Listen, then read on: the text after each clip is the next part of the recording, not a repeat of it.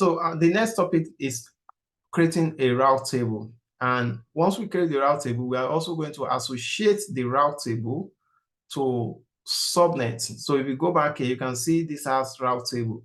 So we want to associate this route table.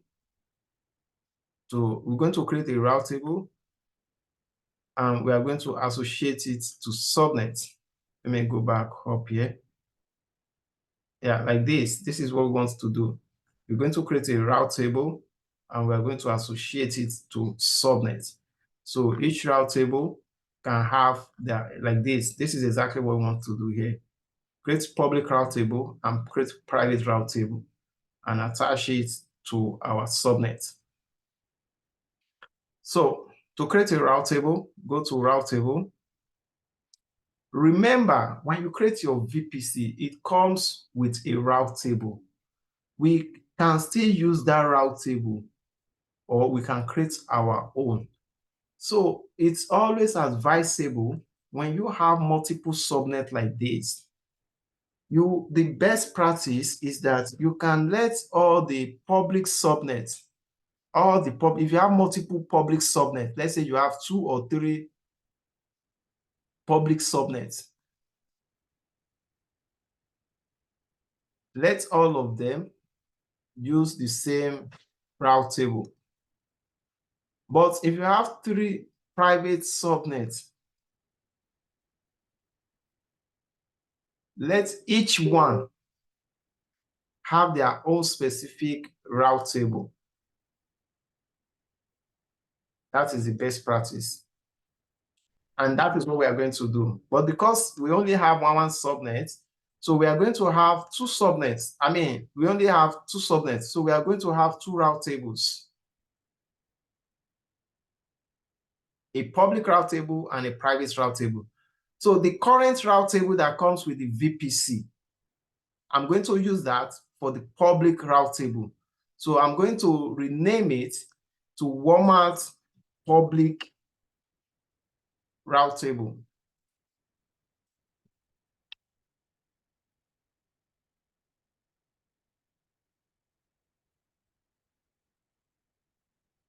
Then I'm going to create another one called Walmart private route table. Then once you create when you are creating a route table, just like you are creating a subnet, you have to select inside which VPC would that route table belong to. So it's going to be in our Walmart VPC. Then I'm going to create it. So now I've created a private route table. If you open the route table, if you go back here, you can see the route table, we have a route. The route table, we have a route, which is a destination and a target. When you create your route table, by default, it will have just the VPC CIDR block. It will have just the VPC CIDR block and will show local. So if you go back to our screen here, you can see this is the route, and it's, if you can see here, destination local. This is for the private. If you go to the public too, no.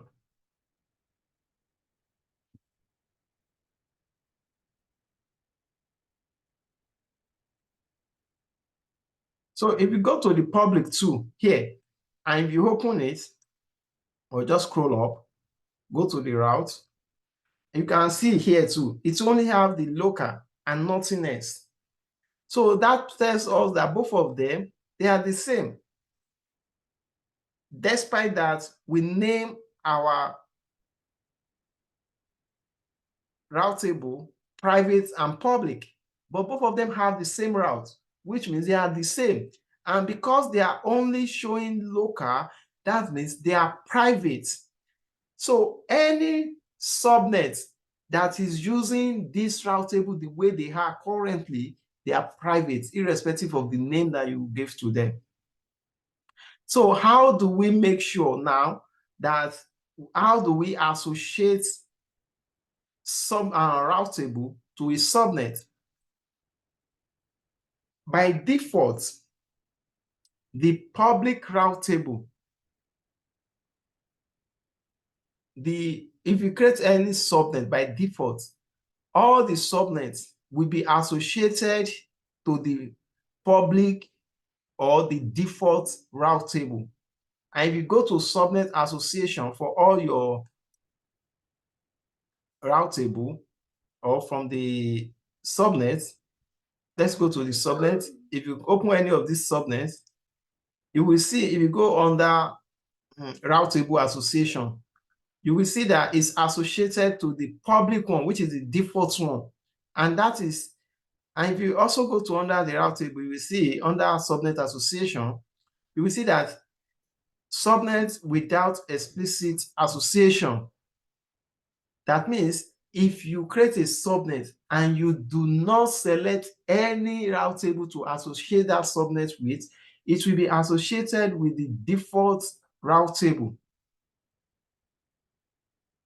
So can you change this? Absolutely yes.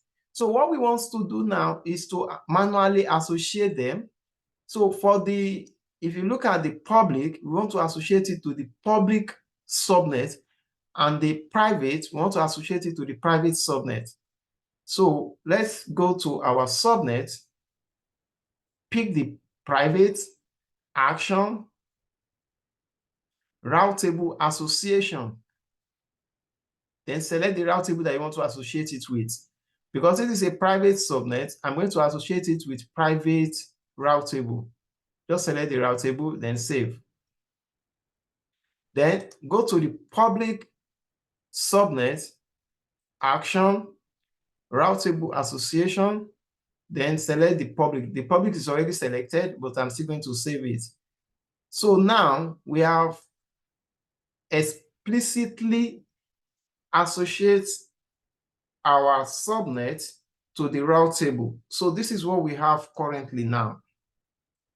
We have public route table associated to the public subnet, and we have private route table associated to the private subnet. So with that now, any traffic that wants to communicate to our private subnet, we go through the private route table. Any traffic that wants to communicate to our public subnet, we go through the public route table. And now we can now start modifying the route table to allow for specific things. We want to do it the way we want. So in the public route table, we can now say, okay, we want people on the internet to have access to this subnet. And for us to be able to do that, all we just need to do is to modify our route in the public route table by saying, hey, we want to add another route so that anybody from the internet or from this subnet that wants to communicate to the internet can actually do that now by sending the traffic to our internet gateway. So to configure this, we just need to go to the public route table.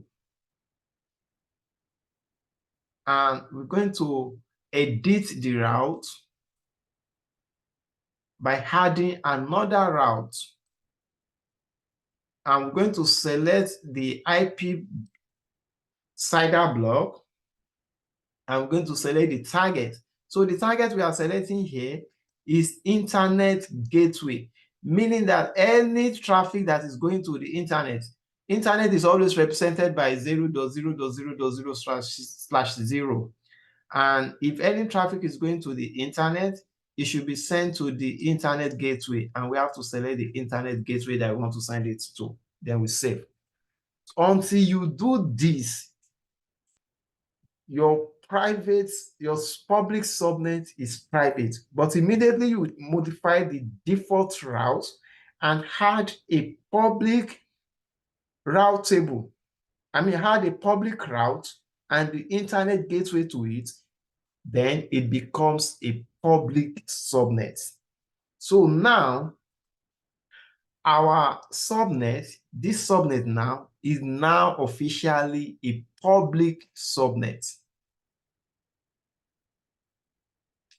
So this is the configuration that we've done.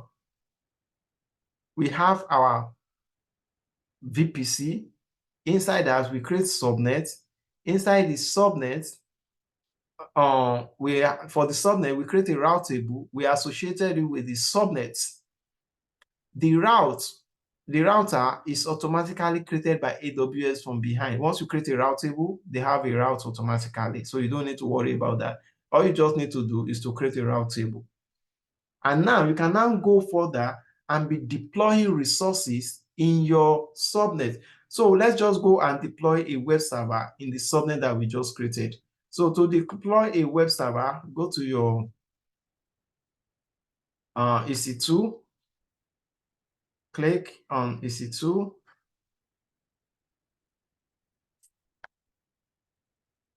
launch.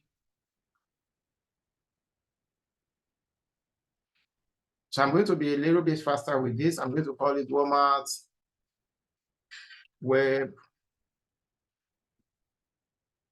Server.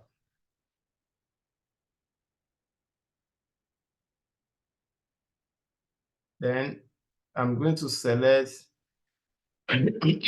my normal Amazon Linux. My normal Amazon Linux, I'm going to select Amazon Linux 2. That's my preferred operating system. For the instance type, I'm going to leave it in T2 Micro. For the key pair, I'm going to pick trading key. Then for the networking or network settings, this is where you have to change the networking because we are working with network now. So for the VPC, I have to change it from the default to the one I just created, which is Walmart. Then my subnet, I don't want to create in a private subnet. You can see the server is in the public subnet. So I have to select public. And I want to associate an IP address. You can create your security groups. So I'll just pick okay, let me just create a new one. And I'm going to call it Walmart Security Group.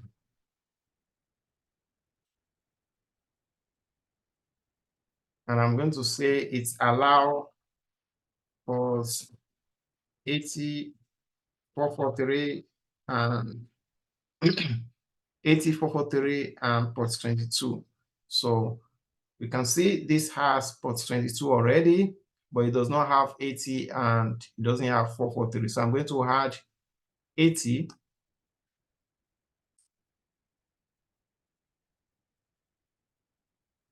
This is 443. The source is from everywhere. Then 80, which is HTTP. And this is port 80 and the source from everywhere. So I have 3 ports, port 22, which is SSH, port 443, which is HTTPS, and port 80, which is HTTP. So those are what I want in my security groups. If you want to select a specific IP address, from this range, then you can see this range as 10.0.1.24 range. So I can pick an IP address within this range, like, oh, I missed the 0 here.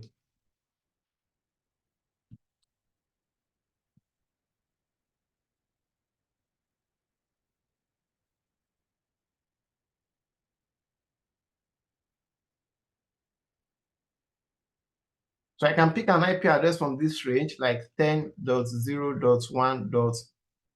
I can use 8. So if I want to use this specific IP address, all I just need to do is to come to under my networking here, advanced, and just specify that IP address here as primary IP address, 10.0.0.8. Excuse me. So that's my primary IP address. And you can add secondary IP address if you want multiple IP address. So every other thing is going to be the same. Then I'm going to click create. So once this server is created, the first thing you say launch initiation failed. Oh, the IP address does not fall within the subnet range. Okay, you can see, let's go and modify. Let's go and modify our config. You say the IP address is wrong. Let's see.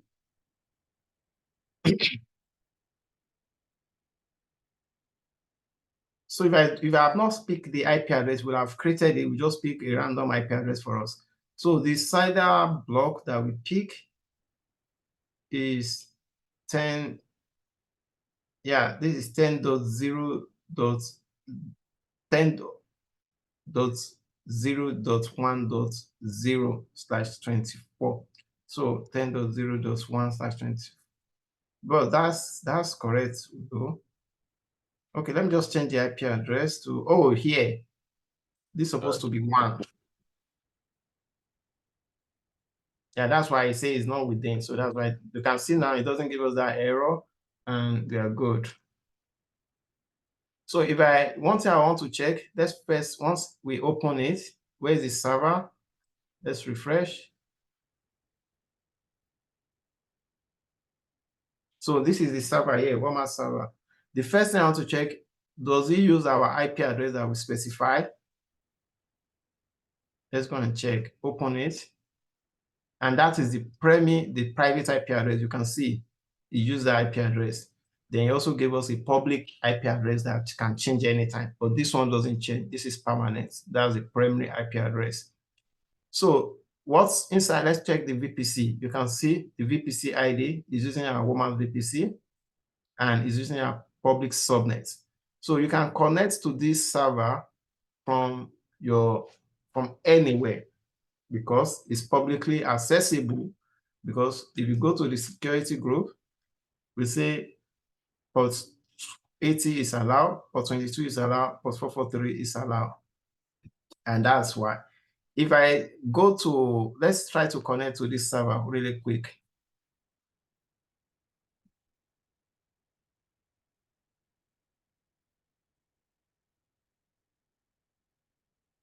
Let's try to connect to this server really quick. So remember how we still connect to server? I'm just going to go to my download.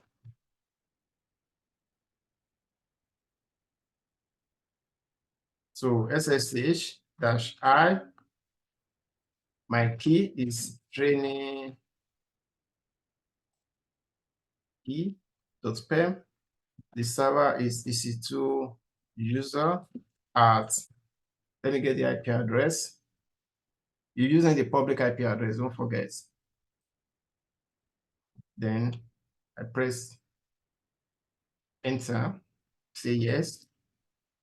So now I'm connected to that server. This is the server, I'm connected to the server. I can clear this. So one thing I want to tell you, how do I know that I'm connected to the server? If you do IP config, no, if config, you can see it gives me the IP address of the server that I'm currently working on, and that is 10.0.1.8, the IP that we picked. That's the IP address I'm working on. So now we can see we've connected to our server, and you can download your application, your website on this server, just like we did the other day. But I'm not going to go to that route. So one thing I want to show you here is, like, let me exit from this server. You can see we are able to connect because we have port 22. Now let's go to our EC2 instance security group. Let's go and remove port 22 and let's see if you can still connect. So this is port 22 here. I'm going to edit and I'm going to delete this. So you can see there is no port 22 again, and I'm saving it. So let's go back and let's try to connect again. So SSH again, look at it. This is the same. It will just hang there. It will not go anywhere because on our security group, where is that? On our security group, we do not allow port 80, I mean port 22. So there is no, if you do not allow a port, it will not let it come in. So it is our security group that is working now. It's preventing that communication because we do not allow it in our inbound. Immediately we edit this and allow it again, you will see what will happen. Now, if I allow it again, let's go here. Let's try again. You see, immediately it jump in. So the security is blocking it. What about the network access control list? Now, let's go to the network access control list. You can find the network access control list under VPC. So I'm going to, from here, from the instance, I'm going to go straight to the VPC. Here, I'll just click this, VPC. So you take me to the VPC. Now, see what is going to happen. You can see we can still connect from here now. Let me exit. I've exited from that server. I can connect back to it and I'm in. Let me exit again. Now, the security group is allowing it. So this is our VPC. And if you open this VPC, you see here, it's showing it has an internet gateway, it has a route table, and it has subnet. But what we actually want to, excuse me, is the network ACL that this VPC is using. This is it. So if I click on this to open it, you will see that it has two subnets associated. If I open it again, sorry for my voice, I don't know what is going on with my voice. I'm having like a sign of cough. So you can see it's under subnet associated, you can see it is associated to our two subnets, the Walmart public and Walmart private. If you look at the inbound, it just say allow everything and deny every other thing. So because it's coming from the top, then once you say allow everything, then it will stop. It will not do anything again. But if I can modify this, if I remove everything, so now it's denying everything. So I can now start giving it the specific thing to allow. So, but before I give it anything to allow, let's save this. So the current configuration here, I'm going to edit the outbound. So remember, you are whatever you do to outbound, you also have to do to inbound. So I've removed it here. So if you look at our both inbound and outbound, is deny everything, deny everything. So let's go back to this and let's connect. Is it going? It's not going anywhere because the subnet is now the one preventing this communication, because the policy or the rules that we gave the network ACL is that it should deny everything. It should not allow everything to come to our subnet. But let's go back and modify it and just say, you know what? Let's just allow, we give it a rule number, but what we want to allow now is port 22, and we can allow it from everywhere. So immediately, now I'm allowing this, but I'm allowing the inbound. I also need to allow it at the outbound. Okay, it's automatically put, okay, I actually did outbound, not the inbound. So I need to do inbound now. So I also need to do inbound, because if I just do one, it will still not work. It will allow you to come in, but it won't allow you to go out. So I have to work on both, allow you to come in and also allow you to go out.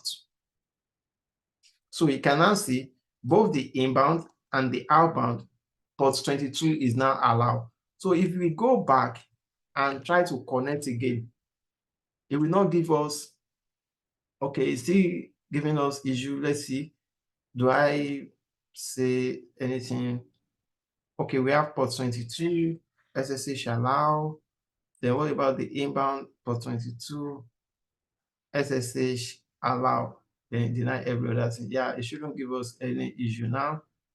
Let me see.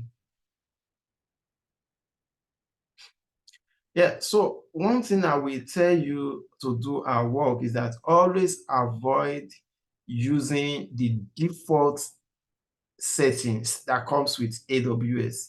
Any default settings it's always kind of giving issue. But let me see this. I'm going to test run this. I'm allowing port SSH from everywhere, allow, then let me see, am I working on the right subnet? Is this one here? Yeah, is the correct one. So allow. So this shouldn't give us any issue, but let me see. Let me go back. So what I'm going to do for the troubleshooting, which is normal in IT, you need to learn how to troubleshoot. I'm going to say 100. I'm going to put it back to all traffic. Then it will eventually go in for all traffic. That means the default settings is overriding every other settings that I'm doing. And in order to resolve this, you might have to create your own specific network access control list and use that instead of using the default. So let's try it again now. If it works, yeah, so that is the problem. It's that setting, that specific settings. Maybe there is something there that, wait. So when I put it back on all traffic, it's allowing it. And when I say only SSH, is denying it. So I understand what is actually going on here. Because when the traffic is coming from our network, this is a complex thing that I actually don't like to explain, but I will explain it to help you out. This is my laptop, and this is the server that I want to connect to. Every laptop or any traffic that is going out from my server, it needs to go out from a particular port. The port that I pick is randomly if I do not make any settings. So this connection might pick a port might pick port 68 to go out. While the server has a defined port, the server will say, if you are coming using SSH, make sure you come in through port 80. So you can see my source port here is port 68. That is what my laptop is using to go out. But when you get to the server, it's going to enter through port 80. So if you're coming out from port server, if the message, this is the request. So for the request,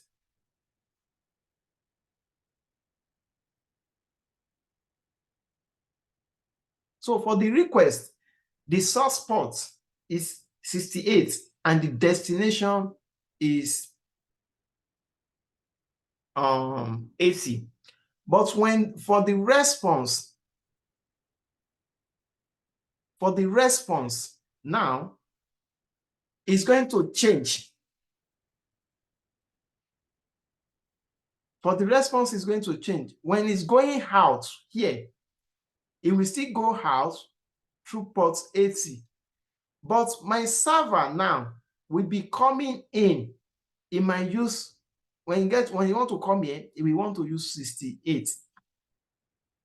So now, sorry, no, there is an error there.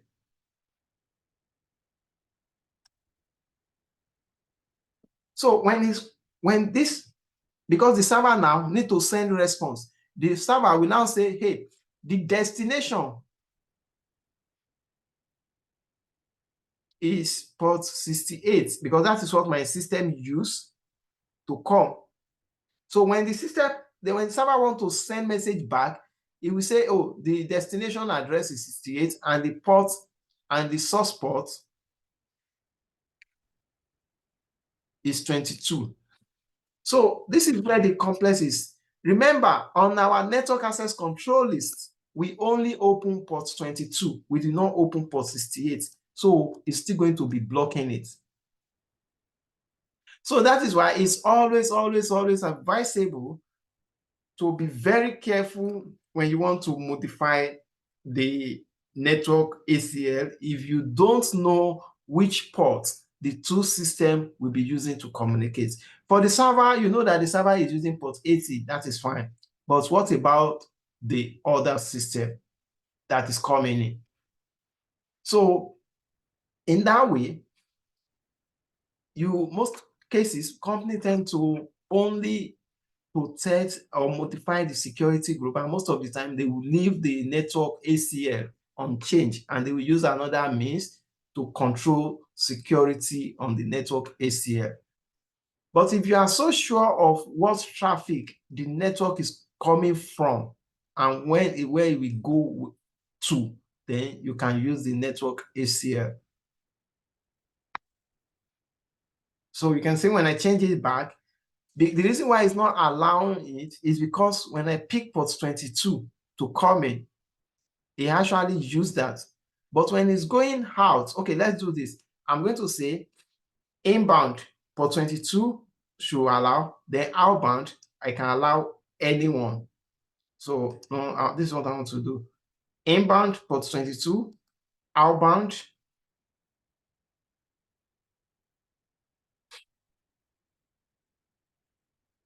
all traffic. Yes.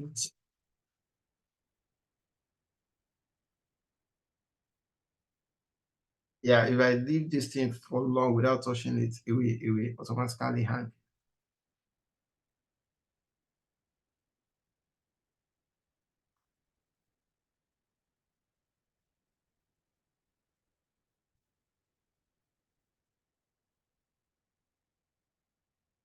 You can see now it connects.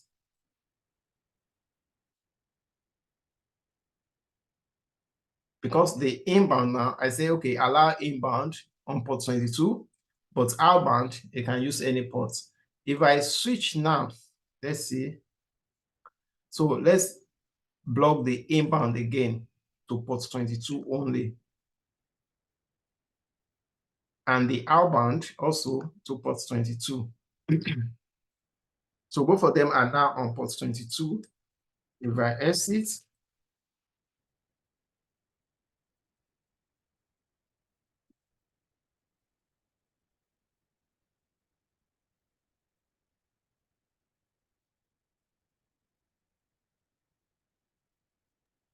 I have a question. yeah, go ahead. Is it possible can we find out the port that the terminal is communicating from?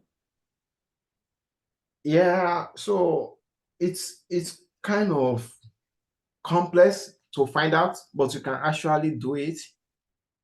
You can actually do it, but the question is that if you are working in an organization, so are you going to be telling people, or how do you know the port that somebody wants to use to communicate?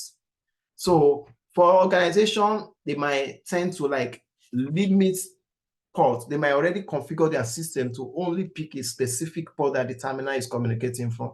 And you can see it now, it's also block it because it know what the inbound is using port 22, but when he wants to go out, it's using different ports, and that is why we are unable to connect. So it's the outbound that is the problem now, not the inbound. The inbound is coming because the server say coming through port 22. But when the server want to send traffic out, it will use the source port, which is port 68, as outbound.